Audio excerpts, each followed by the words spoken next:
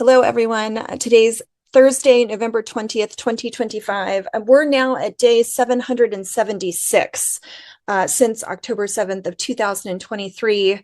As I mentioned, I just got home. I've been on the road for several weeks, mostly in the Middle East, and I'm grateful to be back home. But oh my goodness, is the situation dire on the ground as the world is looking at this 20-point peace plan from President Trump? I flew most of the day yesterday, and so the majority of what I compiled was, finished by noon UK time. And yet, while I was traveling, there were horrific escalations in Gaza. And so the bombing of Gaza resumed. Israeli airstrikes essentially pummeled the Gaza Strip yesterday, with the highest death toll that we've seen in days, if not weeks. So 33 Palestinians were killed. At least 20 of those were women and children. And that all was less than 48 hours after the UN Security Council adopted President Trump's 20-point plan, which I'll talk about in a minute. So I want to just talk a little bit about this bombing. Israeli fighter jets bombed tents and these sheltering communities where displaced Palestinians have been living. This was in the south of Gaza in Khan Yunis, as well as in the north in Gaza City. More than 70 people were reported wounded. Shelling and airstrikes were also reported this morning, Thursday morning, local time. Most of the casualties this morning were in the south. Hamas condemned this. They called it a massacre. They said it's a dangerous escalation where Netanyahu is seeking to resume the genocide. That's a direct quote. And the Israeli military said the reason it launched the strikes was because its troops came under fire in Khan Yunis earlier on Wednesday. And I did not read about the attacks on the Israeli troops just because all this kind of happened. It's a bit hot off the press, but one of the big concerns was these 150 to 200 Hamas fighters that are trapped in between tunnels underneath and crossing over into the yellow line where the Israeli military is currently occupying the eastern part of the Gaza Strip. And so there's been a concern on what might it take to demilitarize these Hamas fighters, or their choice, is to fight or to die. And so this could be an escalation in that regard. That's something we've been paying attention to. Big news this week. On Monday, the UN Security Council resolution passed. Trump's 20-point plan was the basis for it. There also was an acknowledgement of a pathway to a Palestinian state. This will allow, in some way, shape, or form, the international mandate for the International Stabilization Force. It'll allow the security protocols in that regard and reconstruction measures to move forward. So this was kind of considered moving into phase 2. The resolution was passed 13 in favor. No one opposed it, but Russia and China abstained. And this is really a huge step in terms of the implementation of Trump's plan.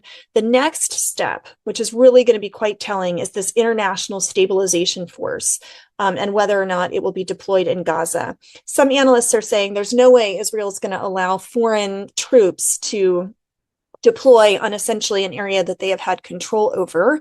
They have said that they agreed to the plan. The UN approval means several nations, like in Europe, they needed the UN mandate to be able to send their own troops.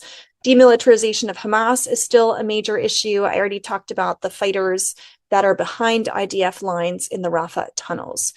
So the UN resolution is stating that the International Stabilization Force will help secure Gaza borders, protect civilians, which has been a big question. Is it more about protecting Israeli soldiers or the civilians in Gaza, securing humanitarian aid, training a Palestinian police force, and then most critical from Israel's perspective is ensuring that process of demilitarization of the Gaza Strip. The right in Israel sees the endorsement of the plan as very problematic because it says that there is a credible pathway to Palestinian self-determination and statehood. Now, I was also shocked. Netanyahu, at least in English, backed Trump's vision for Gaza and said he supports this UN plan. He did not say that in Hebrew. Prime Minister Netanyahu's opponents mocked him for issuing this statement only in English. The leader of the opposition, Yair Lapid, said that Netanyahu is buckled under American pressure. President Herzog in Israel had a more moderated response, stating that this historic move requires responsibility and restraint. Hamas is criticizing the security draft resolution because it's calling these international peacekeeping forces essentially occupying forces. And the US military is planning to divide Gaza even further. It sounds like there would be the yellow line, and then there would be a green line that would be secured by international and Israeli troops. And then far on the west is this red zone. The red zone is completely in ruin. It's where the majority of Palestinians are currently displaced. And initially, foreign forces would deploy alongside Israeli soldiers in eastern Gaza in that yellow line area. So US officials have been talking about how the goal will be a unified Gaza, but that the process will be complex and time consuming. So there's not a timeline for when the Israeli military will leave the Gaza Strip. The Lebanese have reported that there was a meeting, we've been talking about this past week, that the US Special Envoy Witkoff and the Hamas chief negotiator Al-Haya, they were supposed to meet this week. And the Lebanese reported that that meeting was canceled because of pressure by the state of Israel. And then just some other news related to Gaza. Israel's military has carried out several strikes in addition to the ones that I talked about related to this morning in parts of Rafah and Han Yunis. So there have been 393 attacks since the ceasefire began on October 10th of the Gaza Strip by Israeli forces that have killed at least 279 people and have wounded 652.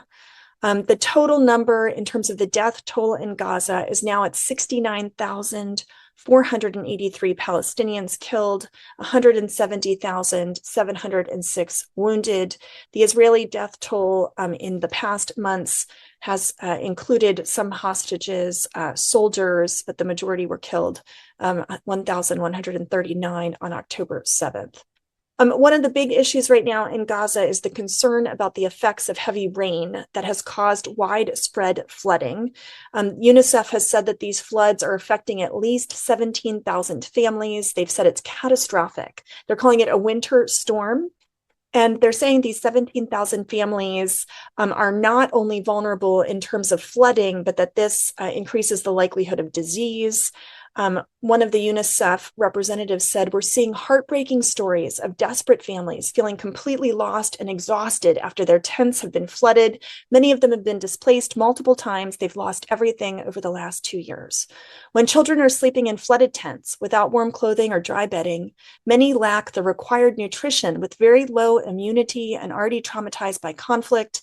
Winter then becomes extremely dangerous. Risks such as hypothermia, respiratory infections, and even death exist." UNICEF is estimating that over 630,000 Palestinian children have missed out on school the past 2 years.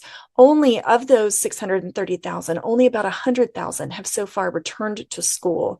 UNICEF says that school items like pencils and erasers are not being allowed into Gaza because Israel considers them non-critical and non-life-saving. Palestinians in these tent cities are bracing for a harsh winter. There's fear of disease, cold, hunger. This week, the 500,000 or so Palestinians living in Al-Mawasi, which is one of the camped zones that's on the coast in South Gaza, are starting to brace in that regard. For many, this is going to be the third winter that they've lived apart from their homes and being displaced. Weeks into the Gaza ceasefire, we still have this issue of Hamas fighters that are remaining in the tunnels. The issue of how to deal with them is really a tactical problem, not only for Israel's military, but the question is, and I mentioned this already, will they disarm? There's been a debate and it's not been resolved on what type of amnesty they might be able to have. This is one of the issues that U.S. Jared Kushner went to Israel for this past week to talk to them about, where Israel and Netanyahu are saying there's no way we're going to let these Hamas fighters out. They've been offered amnesty if they turn in their weapons, but there hasn't been a mechanism by which to allow that to happen. There was the idea that possibly they could be deported to a third country. Turkey was considered in that option, but no such solution has materialized.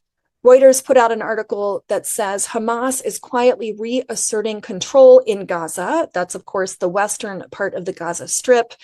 Hamas authorities are levying fees on imported goods that are being brought in. The Hamas government is denying that they're raising the taxes, but they are regulating the markets. And the US State Department says, of course, Hamas will not govern Gaza. But Hamas has said they're committed to a smooth transition. So those are a part of the conversations in that regard. I wanted to spend a few minutes today talking about the severity of settler attacks in the occupied West Bank. I mean, the summary is attacks, attacks, attacks. My read over the last couple of weeks is that these are happening daily or several times a day. Earlier this week, Israeli forces shot an Al Jazeera journalist and a child. They were wounded. This was in a demonstration at the Nur Shams refugee camp. Yesterday, settlers attacked Palestinians and their property in several West Bank towns, including Nablus. Shops were vandalized and merchandise was destroyed. Israeli settlers have attacked Palestinians who are continuing to finish the olive harvest. There was a case in Deir Balut near Salfit where olive farmers were assaulted by settlers, and the settlers stole money from the farmers, wrecked their agricultural equipment. We've talked a lot about the Christian village of Taibeh, which was attacked again just this past week. A Palestinian man's vehicle was vandalized. Israeli settlers on Monday torched homes in Al-Jaba, a Palestinian village in the occupied West Bank. And one of the things that we're seeing is Israeli human rights activists are standing alongside of a number of the Palestinians who are seeking to harvest. They're trying to prevent settler attacks. And then the Israeli government is coming and arresting these Israeli activists and others, or preventing them from staying in the villages. You know, just 2 weeks ago, the Archbishop of York from the UK was visiting, and he was removed from a village, for example. Prime Minister Netanyahu said he's going to convene cabinet ministers to respond to the settler attacks, and he says he views it with great severity, the violent disturbances, the attempt to take law into their own hands by this small extremist group. There were Bedouins over the weekend who were attacked, and the rights group Al-Badir said in a statement that the Al-Malaha village east of Jerusalem was raided by illegal settlers who, when the raiding was happened, the settlers were under police protection. In other attacks, Israeli settlers have cut down trees in the Farasin village north of Tulkarm. And it's been reported by Al-Badar that the land that's been cultivated for years constitutes the primary source of livelihood in olive groves. Many Palestinian farmers have been prevented from harvesting. They said that these attacks reflect a systematic Israeli policy to put pressure on Palestinian farmers and to threaten their economic and social stability.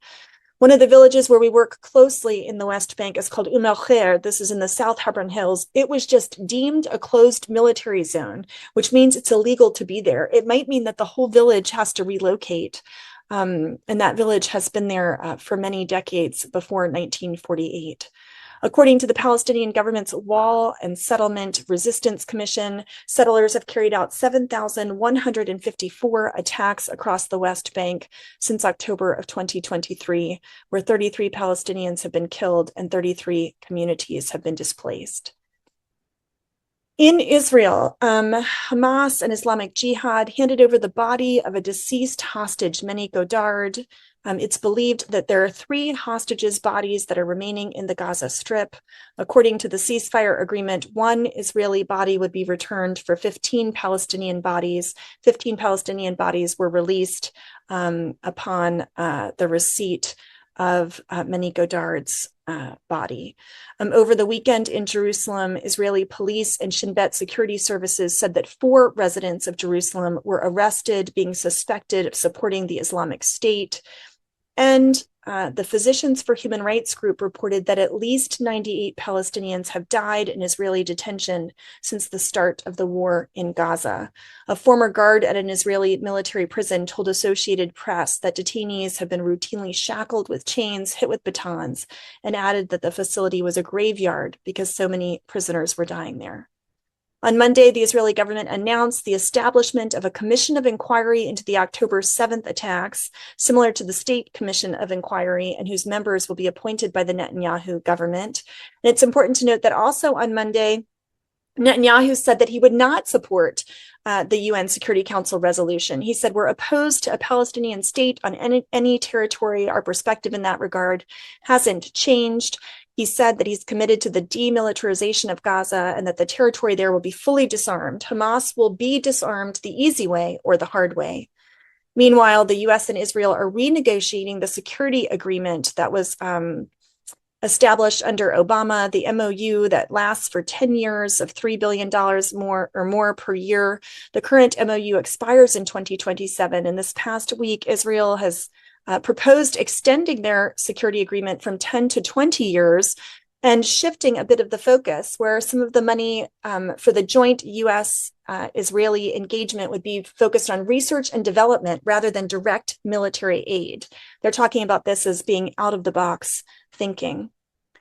Shifting to Lebanon, between Tuesday and Wednesday, 14 people were killed in Israeli airstrikes in Lebanon, and there were also airstrikes in Gaza over that 24-hour period, which I talked about. On Monday, a school principal was also killed in an Israeli attack in the south of Lebanon near Tyre. And the Israeli military said that their troops opened fire on 2 UNIFIL personnel in South Lebanon after mistakenly identifying them as a threat amid poor weather conditions. There's been a lot of conversation regarding Lebanon this week because of a wall that's been built. The Israelis are calling it a new border wall. But UN forces and others have said that the wall crosses into Lebanese territory, and the wall renders more than 4,000 square meters of Lebanese territory inaccessible to the Lebanese people, so said UN forces. Lebanon's filing a complaint with the UN Security Council against Israel for the construction of that wall, according to President Aoun in Lebanon.